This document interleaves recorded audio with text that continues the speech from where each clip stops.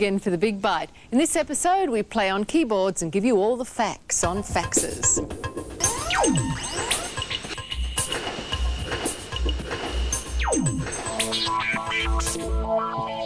Software piracy is a major problem around the world. Every year, companies lose millions of dollars as people illegally copy their programs without paying. But there are some manufacturers who want you to copy their programs. It's called shareware, try before you buy. If you like it, well, they want you to send them a check and pay for it. Believe it or not, shareware is highly successful. The founder of Shareware is Jim Button, now CEO of Buttonware Inc., based in Seattle.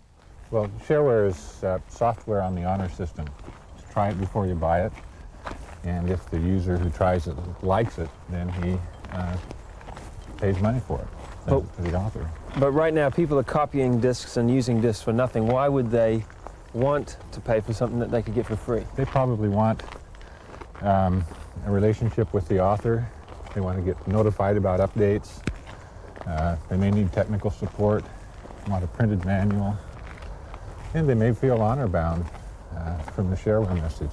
So the whole system has been successful? Yeah, it's been very successful. Shareware is winning by offering customers quality at a low price. Unlike other software makers who spend millions of dollars on packaging, Shareware spends very little. Overall, there is a limited amount of advertising and promotion of Shareware, the end result of which benefit both the manufacturer and customer. Well, normal software can be extremely expensive. Shareware gives the user an opportunity to try the software out, and if he doesn't like it, nothing lost. If he does like it, it's usually very expensive, far less money than the traditional software, and in many cases it's a better performer. And where can people get it? Where is it available? Computer clubs, telephone bulletin boards, Shareware disc vendors, backs of magazine ads. Information about Shareware also appears on Shareware software programs. If you like it, then you can register directly with the author to obtain printed documentation and other support services. We want you to copy the disc because the disc sells itself. Once you get a copy of the disc, you know the software is good, you know where to buy it, you know what else the author sells. All that's in the software? And it's the disc that sells it. And all that's in the software. And there's nothing like the recommendation of a friend, right? If your friend tells you something's good, you probably are going to like it. And it just spreads and spreads? Because it spreads like wildfire, like a chain letter. Like a chain letter? Yes. I understand you've actually got a customer who called in to leave their credit card number so that anytime you got new software, they would... A lot of my customers say, here's my credit card, anything you come out with, charge it and mail it, I want to get it quick. So it's been incredibly successful. Very successful. We've brought in probably more than $20 million in gross sales just on PC File, my first product. So you could afford to take me to lunch, couldn't you? Ah, yes. Jim Button is an entrepreneurial success story. Users of Shareware include Boeing and the University of Washington. 10 years ago, though, when Jim launched the Shareware concept, not everyone was convinced he would succeed. So your wife thought you were pretty crazy, huh? She said, you're a foolish old man if you think anyone's going to send you one penny for that program. Does she complain now? She doesn't call me a foolish old man anymore. Not with $20 million, right? Yeah, well, I'd like to have kept all 20 million. You got a problem? Mousing around is great when you want to lay out a document or to manipulate graphics. But if you're entering numbers or typing a lot, the mouse can be a real nuisance and even a frustrating time waster. Compare these two methods of cutting and pasting text. I can use the mouse to highlight the text and select Cut from the menu. I can then paste it in a similar way. Using the special keys provided on most computers, I can do the same thing from the keyboard. You select text like this and cut it with a simple keystroke. Your fingers never need to leave the keyboard. These little codes or underlinings on the menu tell me what the keyboard alternatives are, and they refer to the Alt and Control keys. The Macintosh has its own special keys. This one is known as the Apple key. The keyboard is also useful when you receive a message like this one. You're probably used to moving the mouse cursor to the option you want. If that option has a heavy border like this, it can be selected simply by hitting the Enter or Return key. Windows has taken keyboard shortcuts one step further than the Macintosh, Amiga or Atari. Every menu item has one letter underlined. Using the Alt and Control keys allows you to perform every function you want without touching the mouse. Another neat Windows trick is holding down the Alt key and using the Tab key to select from the open applications. Let's say I want to check the time. When I find the Windows clock, I simply let go of the Alt key. Her knowledge amazes me. The mouse might be more fun than the keyboard, but it's not as fast. Watch out that you don't get stuck on the keyboard for too long without a proper break. This week's competition prize goes to Niemski of St Albans, Victoria. Don't forget our fantastic computer animation competition. You can win great prizes from Compaq and LacoVision. Entries must be on IBM-compatible discs in the flick file format. Your style is what we want, so don't worry about disk space or the length of your work. Get animated now. Entries close on June the 16th, so get them in quick.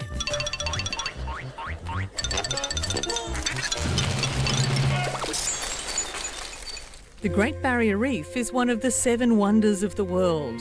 But with well over 2,000 ships a year, many of them huge oil tankers passing through the often narrow channels, it's also a very precarious treasure.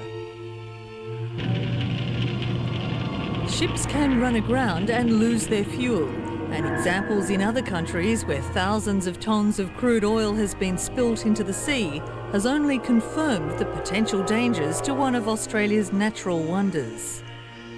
There's not a computer in the world that can predict where and when a ship will run aground. But here in Townsville on the Great Barrier Reef, there's now a software program that can predict where oil will spread, based on tidal patterns, winds and the volume and type of oil. We have a suspected oil spill just off Cape Bowling Green. So far it's minimised the effects of some minor spills by putting damage control measures into effect very quickly. But what would happen if there were a major spill? I've just had a report from a fishing vessel to say that he's run aground and it looks like there's a possible oil spill. One of the narrowest channels along the reef is Cape Bowling Green. If a tanker were to run aground due to faulty navigation equipment and spilt its cargo of, say, 3,000 tonnes of oil, the nearest disaster control headquarters would be Townsville, and the person in control, Harbour Master Richard Johnson. Cleveland, this is VL4XJ. What is your position now? And While he used to rely on maps and charts to coordinate damage control of oil spills, Richard Johnson now has a laptop computer and the Macintosh program HyperCard. One of the greatest benefits of the ASAP oil spill response system is that it's simple to use, particularly for people entirely unfamiliar with computers. we had to use navigation charts such as this one here, and we physically had to plot the position of the oil spill, where it happened, and we'd get weather information, tide information, and physically plot it hour by hour as it went along. With the computer now, we don't have to carry charts, and so as a matter of fact, our whole desktop is just there. After Richard Johnson has sent a boat to check the size of the spill, he puts all the information he has available into the computer, the latitude and longitude of the ship, the type of oil, volume, wind speed and tides, and within a minute can get an idea of where the oil would be likely to spread. Time is very crucial with an oil spill. You've got to respond within 24 hours, otherwise it gets away from you. In the race against time, the map of the projected spill is sent to a number of people involved in containing such disasters. Helicopters with oil dispersing sprays, oil containment booms from which the oil could then be sucked up, and the Great Barrier Reef Marine Park Authority and its scientific officer Jamie Story. His job has been to plot the sensitive environmental areas of the marine park and to advise the disaster coordinator of what's at stake. In this case, the oil spill is endangering an area that's home to herds of dugong and the delicate seagrasses on which they feed. He also advises from information he's carefully plotted that if the spill spread, it would then endanger the extensive mangrove swamps nearby. In the priorities of an oil spill, environmental protection is amongst the highest. It is only beaten by safety of human life. Jamie Story can then work out what the disaster coordinator will list as priorities. In this case, it's the seagrasses, followed by the dugongs. Dugong actually feed on seagrasses, so the habitat itself is most probably more important than the species itself. It's not very often that you could use dispersants because of the environment. And looking at the oil spill at Cape Bowling Green, because it is in very shallow water, it is close to wildlife habitat, seagrasses. I would say that using a dispersant in that particular area would be not be sensible. One of the benefits of the ASAP oil spill system is that it can be used on a laptop computer. As well as being very simple and designed for people unfamiliar with computers, it's also extremely accurate. But that, of course, depends on the quality of information you put into it. I hope I never have to face an oil spill. But if I do, I hope that the information I get and the information I put into the computer is correct, because ultimately what I get out of the system will depend on what I put in.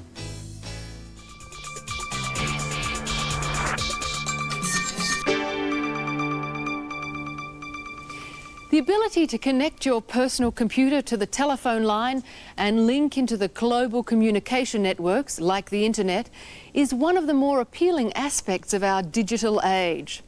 Bulletin boards and other similar networks have opened up a whole new channel of communications for millions of people. Every day they participate in electronic conferences covering topics as diverse as, say, pop culture in Prague through to scientific research in Massachusetts. They access international databases as easily as if they were in the same building, and very often they use them to send private messages by electronic mail. For many people, the most exciting thing about all of this is that there aren't any external rules.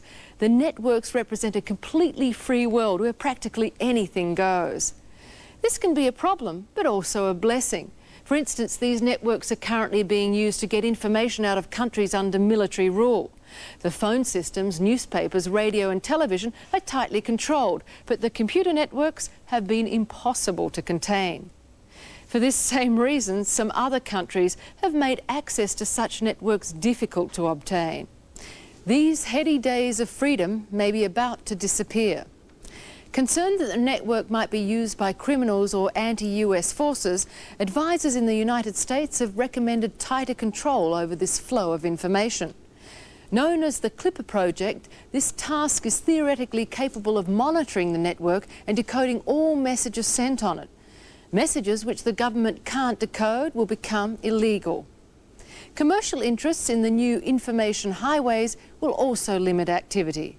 Because we'll pay to use these highways, our use of them will be monitored. When records are kept, privacy and freedom of information are threatened. You can compare it to using a credit card. The record of your transactions becomes a snapshot of your daily life. So, do we now want that snapshot to include our words and thoughts?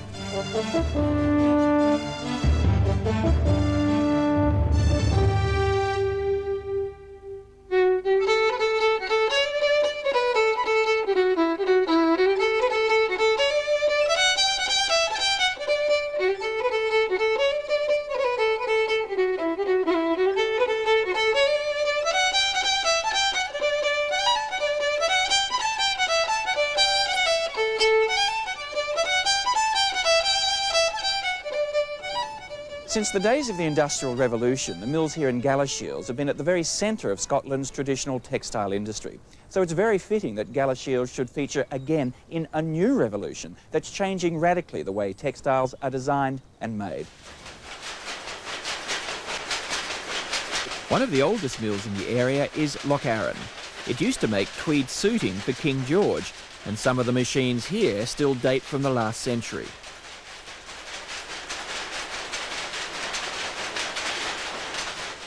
Weaving has been with us for centuries, but certainly, you know, since the Industrial Revolution and weaving mills got established. It's been virtually the same, say, from the early 1800s right through till probably the post-war years.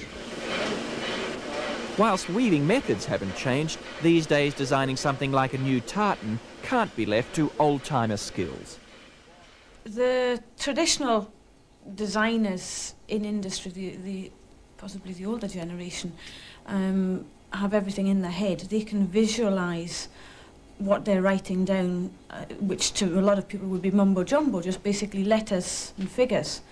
But as I say, more and more people like to see visually now what they're doing, because if you're busy and you're moving from job to job, you've often got an idea in your head, and the next minute the phone rings and it's gone. Just down the road at the Scottish College of Textiles, Professor Leslie Miller has come up with a solution: Scotweave, a comprehensive computerised textile design system. Essentially, my approach to a computer program for textile design was to say, well, this is the way I have always done it as a designer. This is what I would want the computer program to do. And therefore, that was the way I approached it. The main advantage of Scotweave is that it's a highly visual design tool. These are just mini views of different fabrics that are in the system. So if we want to actually display a fabric and work on it, we can select it just by clicking on it, and the fabric is now loaded. So it's generating the fabric using the yarns that we have selected and using the yarns of the correct sizes so that the scale of the fabric is correct. The designer can easily change the thickness of yarns or choose from a palette of over 16 million colours to change the colour structure. As well as simple dobby weaves like this one, Scotweave can be used to design more complex jacquard weaves as well. A piece of artwork is created using a paint program, and weave structures are applied to all the colours in the fabric. Running an option called Kaleidoscope shows the designer the colour changes possible with the selected yarn colours. It seems you can do just about everything but feel the cloth. We haven't yet mastered the way of feeling the cloth on a glass screen, though it is difficult. Yes, but then again, the way systems like this are used is not to replace cloth. It's not, the idea is not that you replace the cloth sample. The idea is that you use the design system to produce colour printouts of your design ideas, which you do in advance of the selling season, and you show these ideas to your potential customers. A complex blanket like this one, which is for suiting material, could take a week to produce from the design stage and cost upwards of $1,000. And a busy company will make at least 100 of these in any season. So if Scotweave can reduce the need for making finished samples by at least a half, you see it amounts to pretty reasonable savings. And not only savings, but flexibility too, as Lochheron has discovered since buying the software. It's a great tool to be able to visualise something as you're working on it, rather than have a selection of yarn colours in front of you and say, okay, we want 2 threads of this, 4 threads of that. You can actually program it into the computer and it prints out or shows on screen the image that you're thinking about. I think the purists are quite surprised when they see the quality of a printout. Quite often a lot of people will look at a printout if it's lying on a piece of paper and say, it's not fabric, because the actual quality of the print is so good you think you're looking at fabric.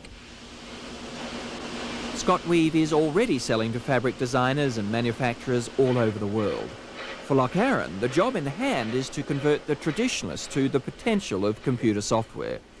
But as buyers are notorious in wanting a fabric that's just like that but a little bit different, the case for computer design tools is convincing.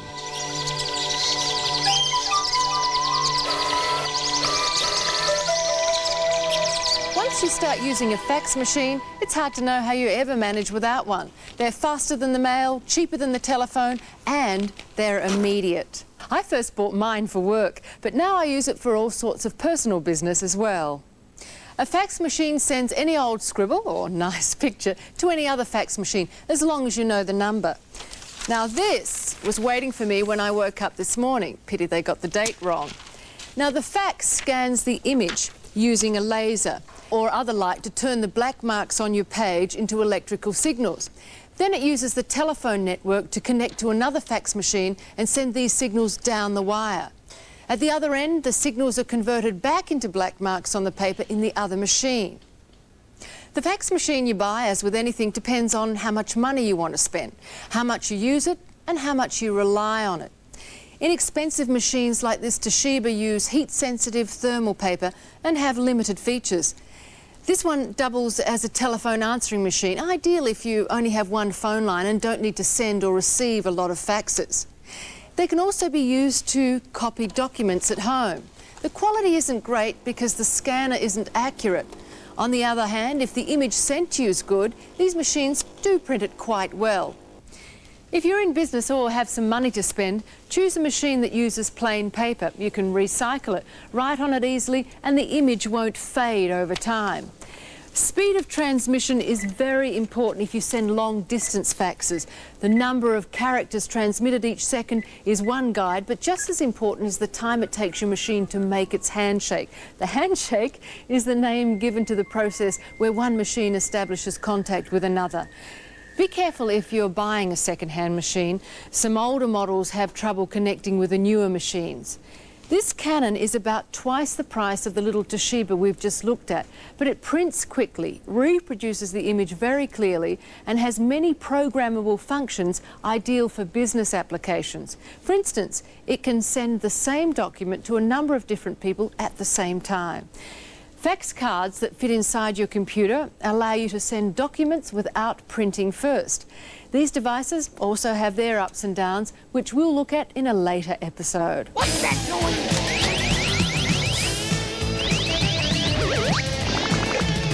My goodness! On this last Sunday morning of peace, our sailors and airmen are caught without warning. Moored in the harbor, the great ships are defenseless. Undetected, the Japanese fleet has crept across the Pacific Ocean. Wave after wave of enemy bombers take off. Their target, Pearl Harbor.